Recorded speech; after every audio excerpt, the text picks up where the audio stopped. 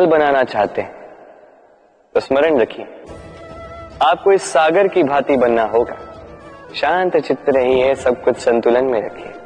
यदि जीवन में कुछ अधिक ही सुख आ जाए तो अपनी सुध बुध मत खोइए। यदि जीवन में दुख आ जाए, कष्ट आ जाए, तो अपना निश्चय, अपना लक्ष्य और अपनी शक्ति मत भूलिएगा, क्योंकि यही श्रेष्ठता व्यक्ति का आचरण है।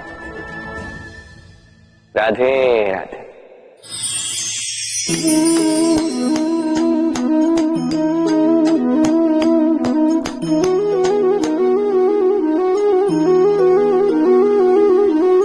आप सोच रहे होंगे कि मैं कर क्या रहा। मैंने सुना कि चट्टानों में जो है रत्न पाए जाते, वही ढूंढ रहा था। तो देखिए कैसी विचित्र बात है, हर चट्टान में रत्न नहीं पाए जाते, हर गज के मस्तक पर गजमुक्ता नहीं पाया जाता, हर वन में चंदन का वृक्ष नहीं पाया जाता। जीवन में ये जो श्रेष्ठ और महान वस्तुएं, इन्हें पाने के लिए कठिनाइयों का सामना करना ही पड़ता है। अब ऐसे ही श्रेष्ठ होते हैं मित्र, अत्यंत श्रेष्ठ यदि सही मित्र मिले तो आपको जीवन में कई सारे लोग मिलेंगे, बड़ी मीठी मीठी बातें करेंगे, किंतु यदि कोई ऐसा जीवन में आए जो आपके हित के विषय में सोचे, आपके हित के विषय में कार्य करे, तो उसे कहीं मत जाने दीजिए। उन्हें अपने जीवन में सहेज कर, फिर देखिए आपके जीवन में सुख ही सुख हो। राधे राधे। देखो तो ये संसार कितना सुंदर है, किंतु वास्तविक सत्य ये है कि इस संसार में सब कुछ नश्वर है। जो कल था वो आज नहीं है, जो आज है वो कल नहीं था, और जो आज है वो कल भी नहीं होगा। प्रत्येक व्यक्ति अपने अपने समय पर काल को प्राप्त हो जाता है। इस रूप का नाश करता है बुढ़ापा, प्राणों का नाश करती है मृत्यु, आलस्य, ईर्ष्या धर्म का नाश करते हैं, और क्रोध संबंध का नाश करता है। किंतु एक ऐसा भाव है जो अकेला ही सारे गुणों का नाश करने में सक्षम है, और वो है अभिमान। इसलिए ज्ञान को स्वयं के पास आने दीजिए, किंतु अभिमान को कदापि नहीं, क्योंकि यदि ये अभिमान आपके पास आ गया तो जीवन में जो कुछ भी आपने अर्जित किया है, चाहे वो गुण हो, चाहे वो धन हो, चाहे वो मित्र हो, चाहे वो आनंद, सबका नाश हो जाएगा। राधे राधे। इस पुष्प को देख रहे हैं, कितना सुंदर खिला हुआ है ये पुष्प, और इसका कारण क्या है आप जानते हैं? ये पुष्प नहीं जानता कि कल इसके साथ क्या होने वाला, और ना ही ये पुष्प जानना चाहता है। ये नहीं जानता कि कल ये किसी सुंदरी की केस सज्जा में लगेगा या किसी अर्थी पर शोक का प्रतीक बनेगा। ये जीता है तो केवल आज, केवल वर्तमान, और इसीलिए स्वयं भी महकता है, दूसरों को भी महकाता है। स्मरण रखिएगा, सुखी जीवन का मूल मंत्र यही है, ना जीवन की चिंता, ना मृत्यु का भय, जो है वर्तमान। इसी वर्तमान को जिए, इसी वर्तमान को भोगे, और इसी वर्तमान में अपना आनंद ढूंढे। स्वयं सुखी रहे और सबको सुखी करे। राधे राधे। चलिए आपसे एक प्रश्न पूछता हूं, स्वर्ण और लोहे में अंतर क्या है? अब अधिकतर लोगों का उत्तर यही होगा कि स्वर्ण बहुमूल्य है। स्वर्ण का मूल्य लोहे से कहीं अधिक उचित है, किंतु हमें यह बात नहीं भूलनी चाहिए कि स्वर्ण हमारे श्रृंगार का कार्य करता है, हमें तनिक और सुंदर दिखाता है। दूसरी ओर लोहा उन सैनिकों की ढाल और तलवार बनकर रक्षा करता है जो सैनिक हमारे प्राणों की रक्षा करते हैं। ये सैनिक नहीं तो हमारे प्राण। अब बताइए, स्वर्ण का मूल्य अधिक होने से क्या लोहे का मूल्य कम हुआ? कदापि नहीं। इसी प्रकार इस जीवन में आप चाहे जितने प्रयास कर, कुछ न कुछ ऐसा अवश्य होगा जो आपको कभी नहीं मिलेगा, और इसके कारण स्वयं को हीन समझ लेना अनुचित है। हो सकता है आपके पास वो गुण हो जो संसार में और किसी के पास भी नहीं है, तो उस गुण को समझिए, उसे बढ़ाइए और उसे सहेज करें। स्मरण रखिए, संसार में प्रत्येक व्यक्ति विशेष होता है और संसार में सभी को सब कुछ नहीं मिलता। स्वयं देख लीजिए, स्वर्ण को जिस दुकान में सहेज कर रखा जाता है, उस दुकान के ताले लोहे से ही बने। वर्षा की ऋतु में जब भयानक वर्षा होती है, तीव्र गति से वायु चलती है, तब अक्सर आपने देखा होगा ये पक्षियां, इनके घोंसले अक्सर टूट जाते हैं, नष्ट हो जाते हैं। किंतु क्या कभी आपने इन पक्षियों को विलाप करते हुए देखा है? कभी नहीं। जैसे ही वर्षा रुकती है, ये पुनः तिनका तिनका जोड़कर अपना घोंसला पुनः बना ही देते हैं, अपना संसार वैसा बना देते हैं जैसा पहले था। और ऐसा क्यों? क्योंकि इस चक्रवात के कार्य से इन पक्षियों को कोई लेना देना है ही नहीं। वो तो बस वो करते हैं जो उनके हाथ में है। और यही है सुखी जीवन का मूल मंत्र। जो आपके वश में नहीं, उस पर विलाप करके कोई लाभ नहीं होगा। अपना ध्यान केवल उस पर केंद्रित कीजिए जो आपके वश में।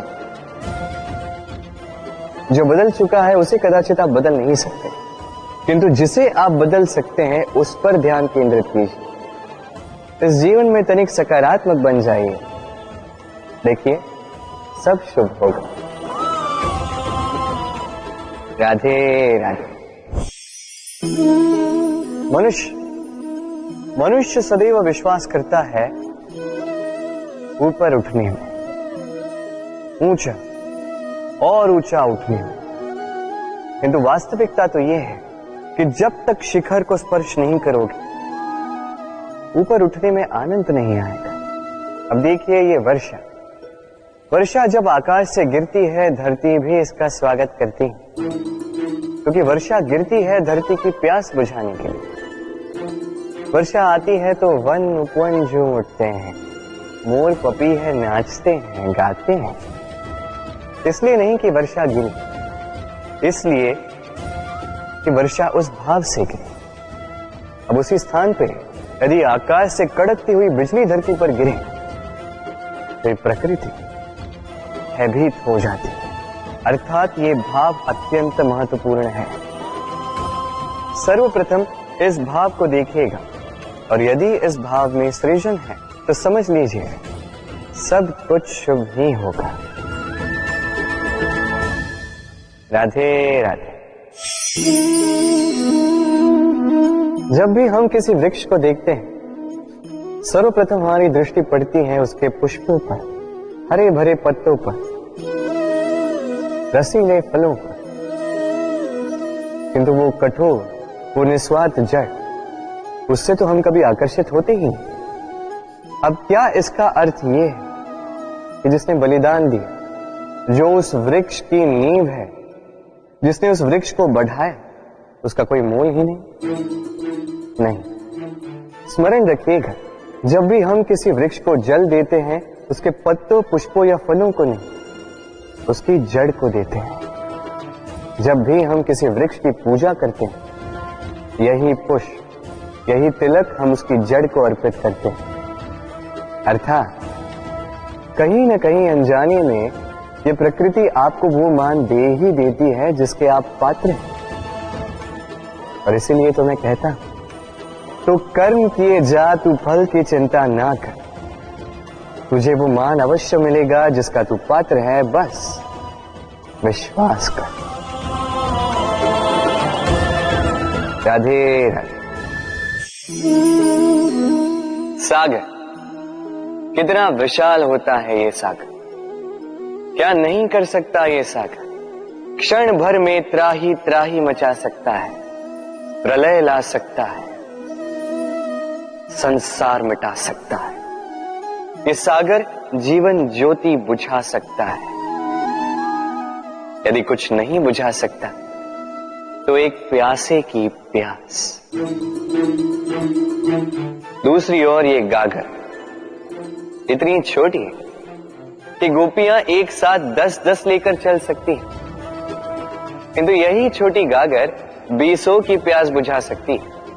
अब बताइए, जल सागर में भी है और गागर में भी, फिर इतना अंतर क्यों? यहां पे अंतर है तो भाव के स्वभाव में। एक माटी में मीठा जल संजो कर रखती है तो दूसरा अपने खारे पानी से किसी को भी माटी में मिला सकता है। आप क्या बनना चाहेंगे? सागर का खारा पानी बनकर किसी की आस बुझाना चाहेंगे या मीठी गागर बनकर किसी की प्यास बुझाना चाहेंगे? निर्णय आपका है। राधे राधे।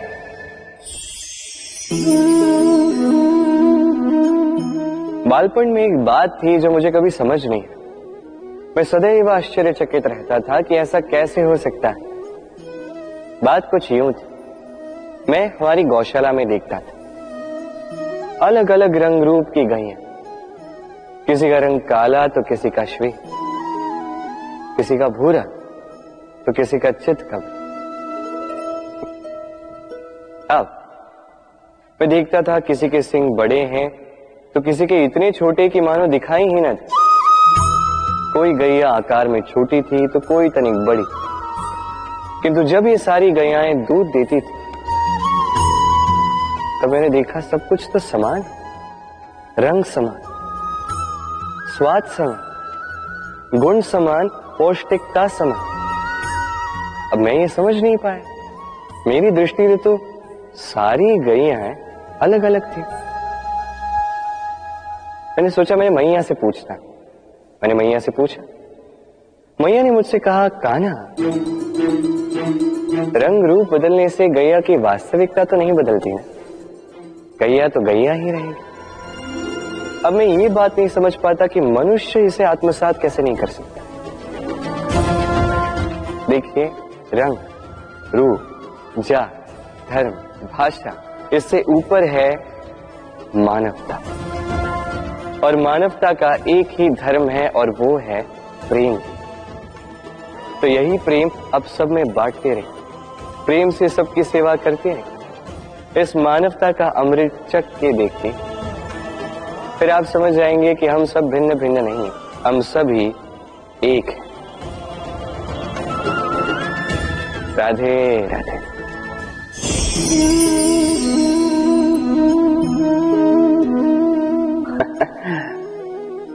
मेरे मन में अभी अभी एक विचार आया। क्या आप भी ऐसा सोचते हैं कि ऐसा क्यों होता है? ईश्वर ने हमें 2 आंखें दी, 2 कान दिए, 2 हाथ दिए, किंतु मुख केवल एक ही दिए, जीभ केवल एक ही दी। ऐसा क्यों? क्या कारण हो सकता है इसके पीछे?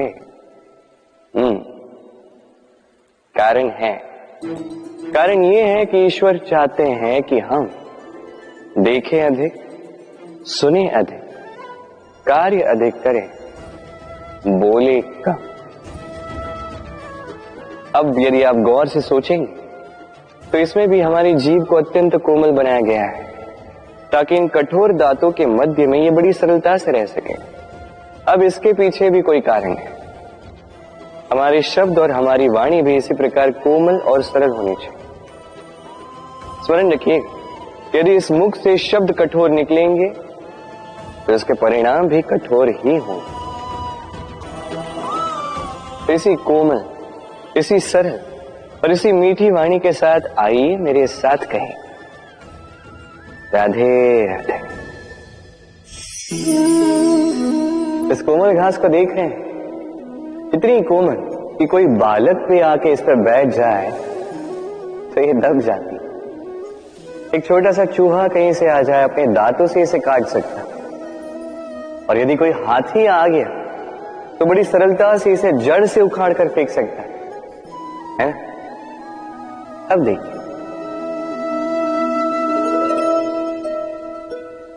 मैंने इसी घास को गूंथ कर एक रस्सी बनाई, और अब वही कोमल घास एक शक्तिशाली बंधन में परिवर्तित हो चुका। ऐसा बंधन जो किसी हाथी को बांधने में काम आ सकता। वही हाथी जो बड़ी सरलता से इस घास को उखाड़ कर फेंक सकता था। समझे आप? इसी रस्सी की भांति यदि एक साथ रहोगे, एक दूसरे की सहायता करोगे, साथ निभाओगे, तो कितनी भी बड़ी समस्या क्यों न, उसका हल बड़ी सरलता से आप निकाल पाओ। राधे।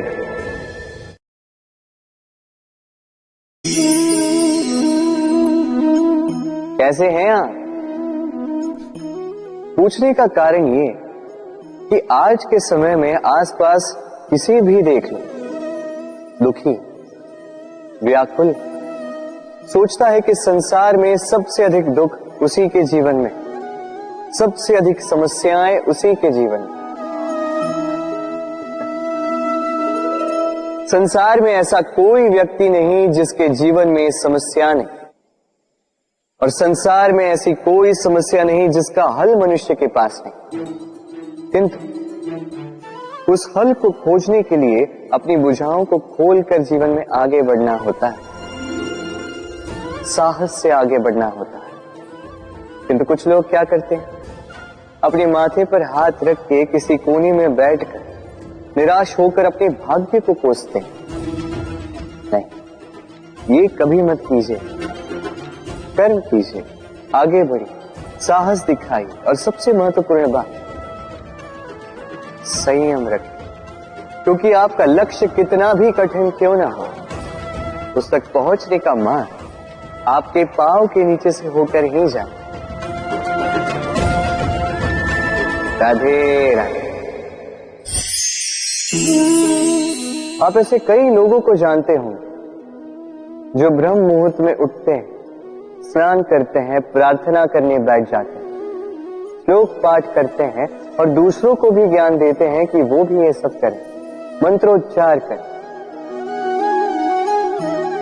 मंत्रोच्चार, निस्संदेह इसमें बहुत शक्ति होती है, किंतु ये शक्ति आपको तभी मिलेगी जब आप उस मंत्र में छिपी सीख आत्मसात करेंगे, अपने जीवन में उतारें, उस सीख को आप कर्मों में परिवर्तित करें, प्रेम से इस सद्ज्ञान को अपने जीवन में लाइए, इसका प्रयोग कीजिए, तब मिलेगी आप इस मंत्र की शक्ति।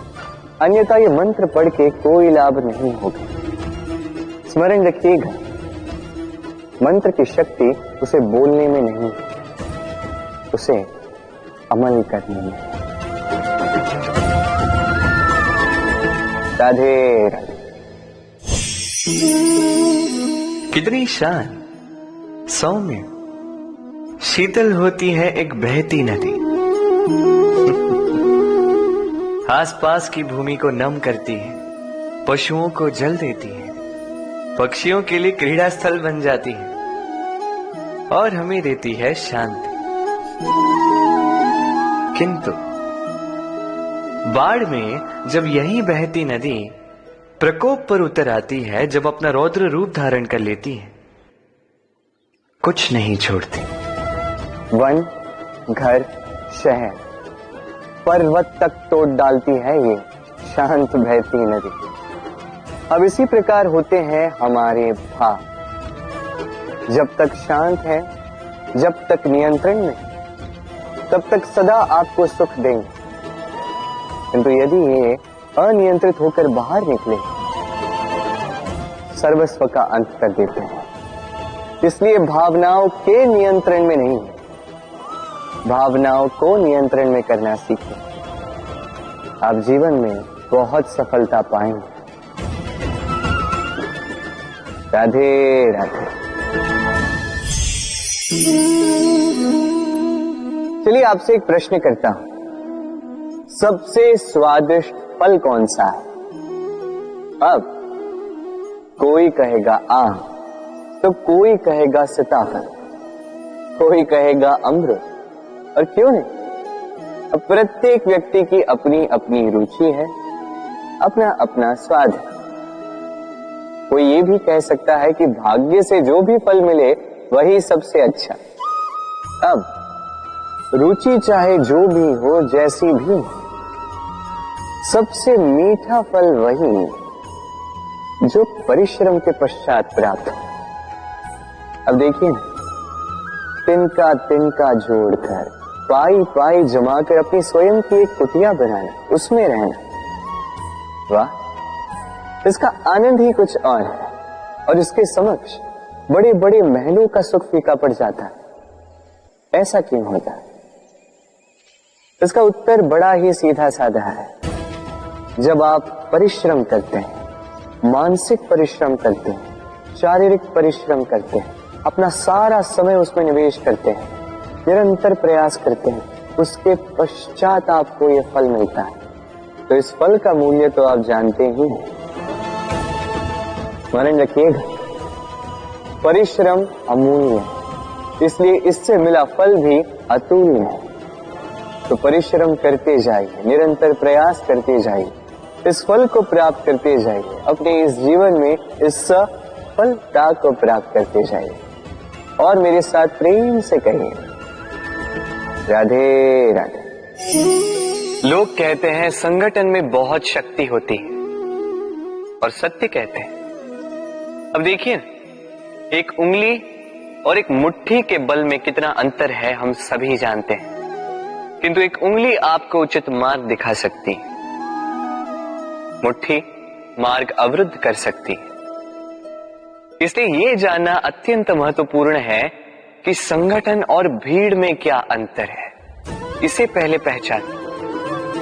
संगठन वो जहां आपका अपना व्यक्तित्व, अपनी पहचान, केवल शक्ति पाने के लिए भीड़ का भाग बन जाना ठीक नहीं, क्योंकि ये भीड़ भले ही आपको शक्ति दे, किंतु आपसे आपकी पहचान छीन लेती है। इसलिए संगठन में रहिए, किंतु अपने व्यक्तित्व को, अपनी पहचान को, इसे कभी मत खोइएगा। राधे राधे। क्रोध, क्रोध क्या है कौन नहीं जानता।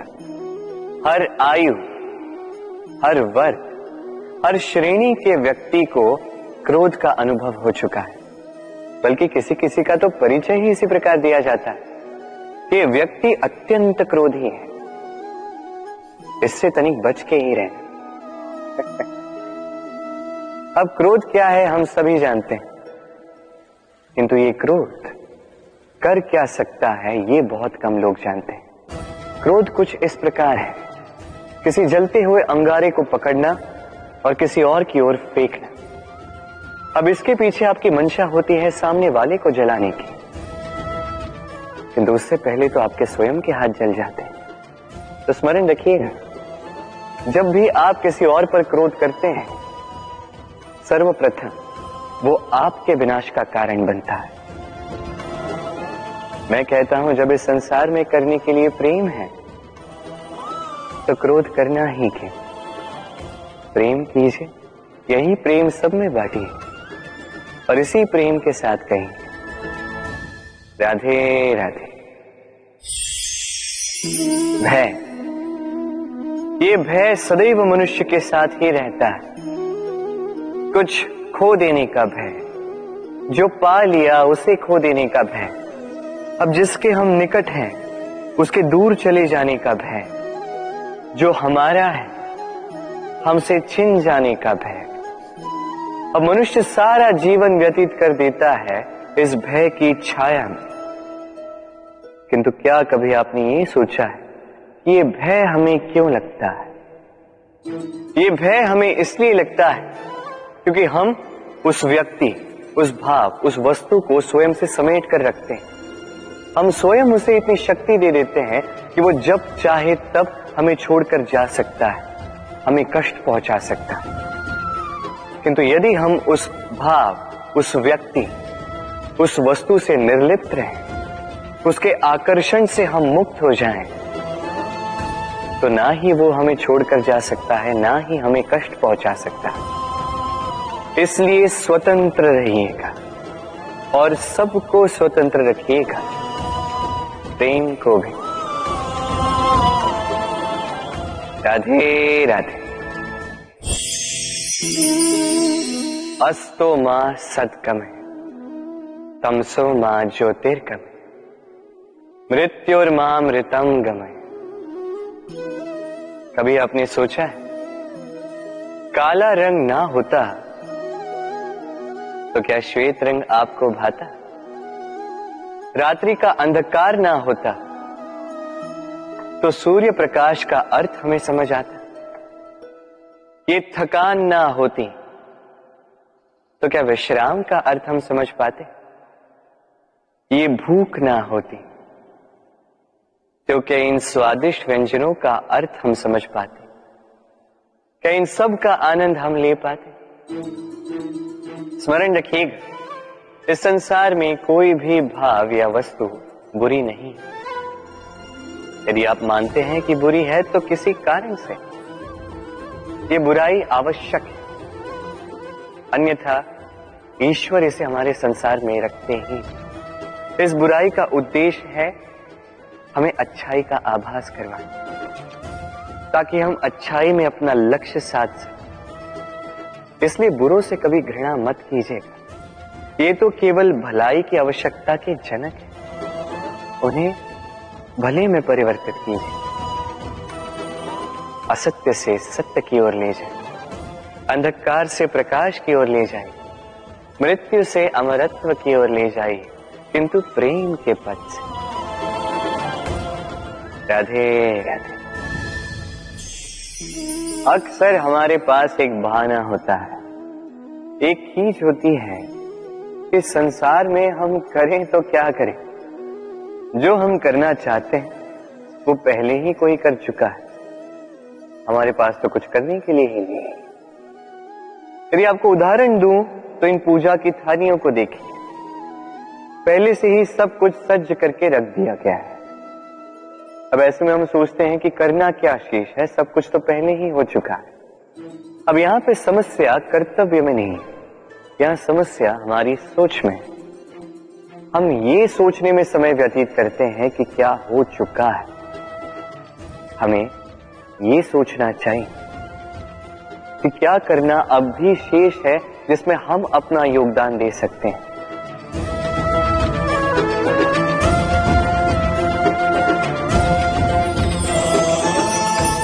समझे?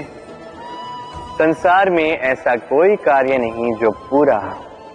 आप सदैव उसे आगे बढ़ाने के लिए प्रयास कर सकते हैं, आप उस कार्य को और श्रेष्ठ बना सकते हैं। बस आवश्यकता है तो सकारात्मकता की। राधे राधे।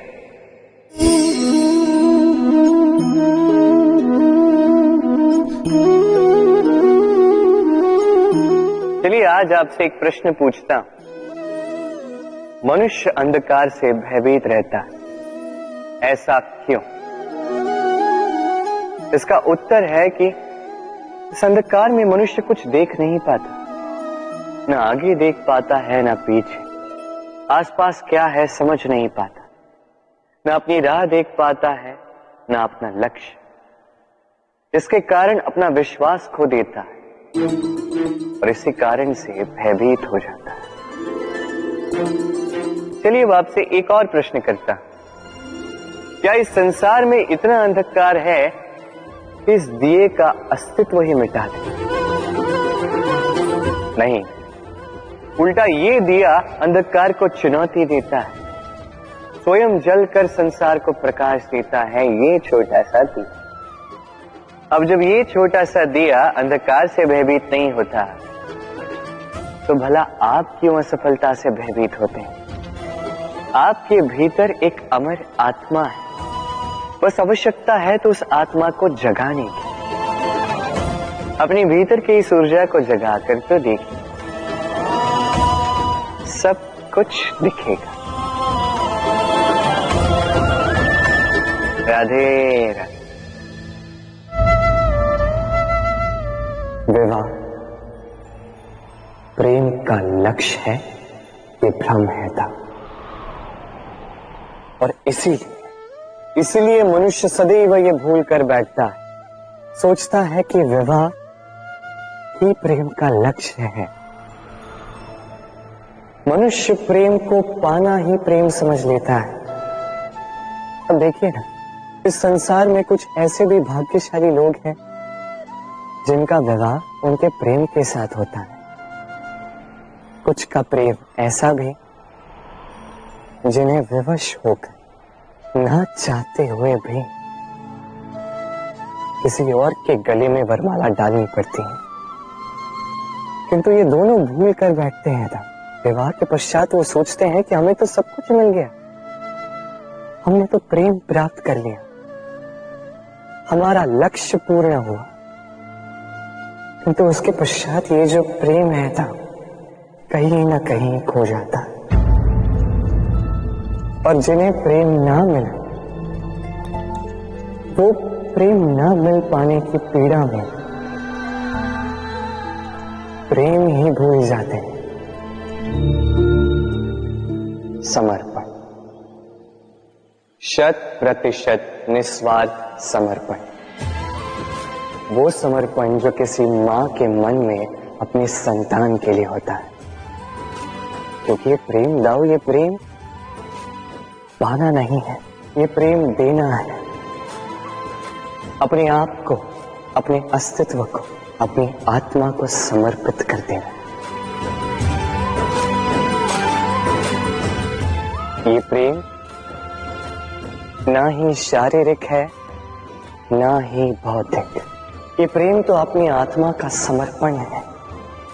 ये विवाह एक संबंध अवश्य है और इसमें कुछ भी अनुचित नहीं है। ये विवाह प्रेम से प्रतिबंधित नहीं है था।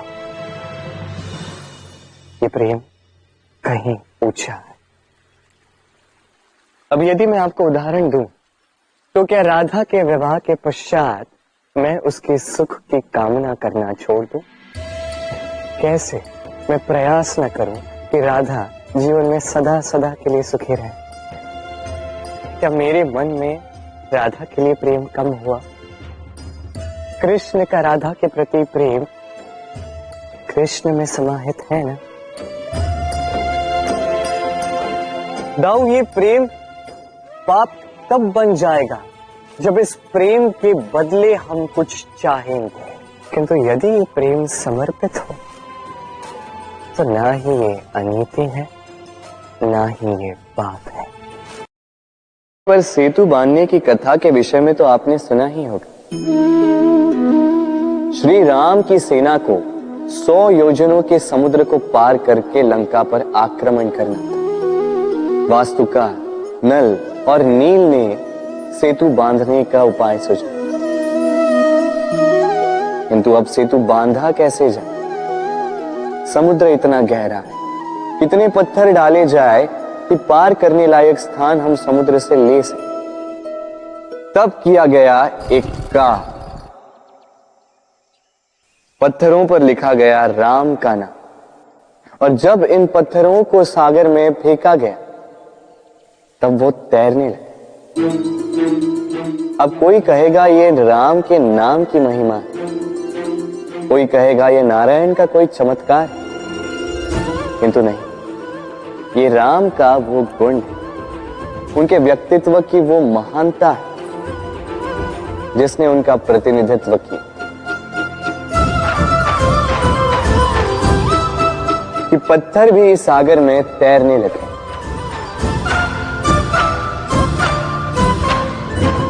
उसी प्रकार जहां हम नहीं होते वहां हमारे गुण हमारा प्रतिनिधित्व करते हैं। हमारे नाम की शक्ति हम स्वयं बनाते हैं अपने कर्मों से, अपने गुणों से। अब चयन आपका है। आपके नाम के सहारे कोई विपदा से बाहर निकल आता है या आपके अपयश के दुष्कर्मों से कोई डूब जाता है। अच्छे से चयन कीजिए। राधे राधे। कभी किसी पंछी को देखा है? जब उसे अंडे देने होते हैं तो वो सर्वप्रथम एक स्थान खोजता है, एक स्थान जो वर्षा, धूप, शत्रुओं से सुरक्षित हो।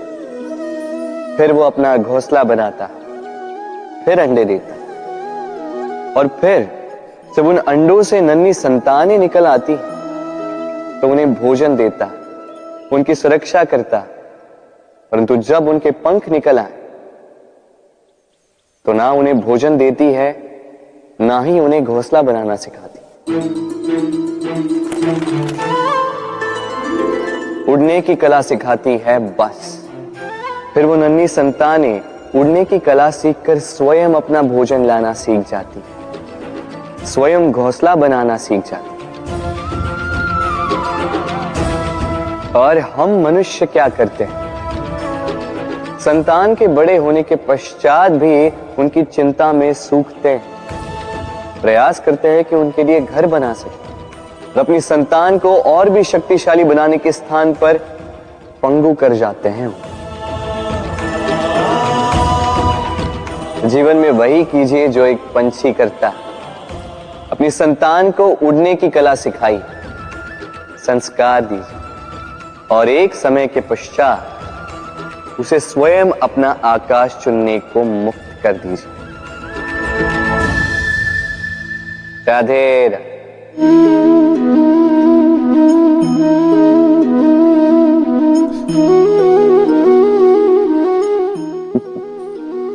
अब आप सोच रहे होंगे कि मैं इतनी एकाग्रता के साथ इस चींटी को क्यों देख रहा हूं। आपको बता दूं कि आज इस चींटी को देखकर मैं मंत्रमुग्ध हो चुका हूं। इसके रूप, इसके आकार को देखकर नहीं, इसके प्रयासों को देखकर।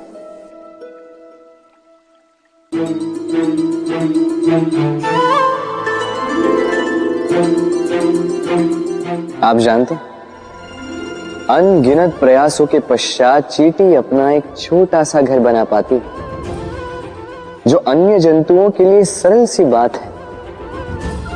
वो चींटी के लिए उसके जीवन की सबसे बड़ी घटना, सबसे बड़ी सफलता है। भविष्य में चींटी रहे न रहे, इनके बनाए हुए घर वर्षों पश्चात तक टिके रहते हैं। जीवन में सफलता के साथ भी ऐसा ही होता है।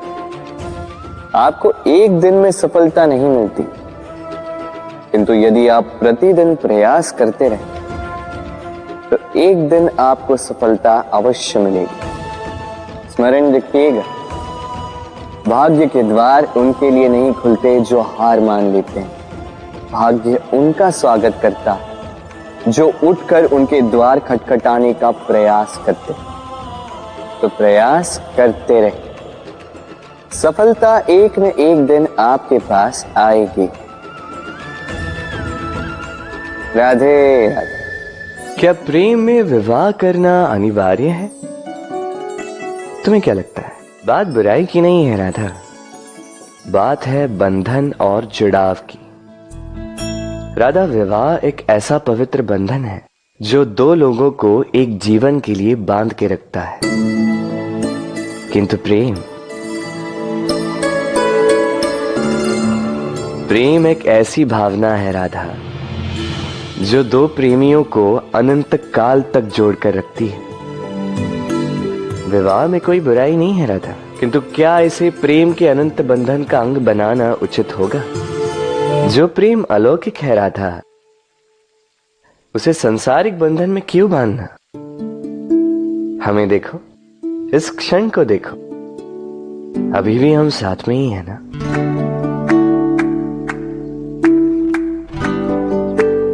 प्रेम भी यही सिखाता है राधा कि दो लोग, दो प्रेमी पूरे अस्तित्व के साथ हर क्षण एक दूसरे के संग बिताएं, बिना भविष्य की चिंता किए और इन आशाओं और आकांक्षाओं के खेल से परे होकर एक दूसरे को समझें। ये तो समय ही बताएगा ना राधा कि हम एक दूसरे के विकार, गुण, अवगुण जानते हैं या अब भी कुछ जानना शेष है। ये ताला देख रहे हैं आप? ये ताला प्रहार से भी खोला जा सकता है, प्यार से भी खोला जा सकता है। अर्थात इस ताले को आप इस चाबी से भी खोल सकते हैं, इस हथौड़े से भी खोला जा सकता है, किंतु खुलने में अंतर होगा। यदि आप इस ताले को प्रहार से खोलोगे तो ये पुनः काम नहीं आएगा, किंतु यदि आप इसे चाबी से खोलोगे तो ये सदा काम आएगा। हमारे जीवन में संबंध भी कुछ इसी प्रकार होते हैं। हमारे जीवन की आनंद रूपी धन की रक्षा करते हैं, किंतु प्रेम से। यदि क्रोध से किया जाए तो फिर वो किसी काम के नहीं रहते।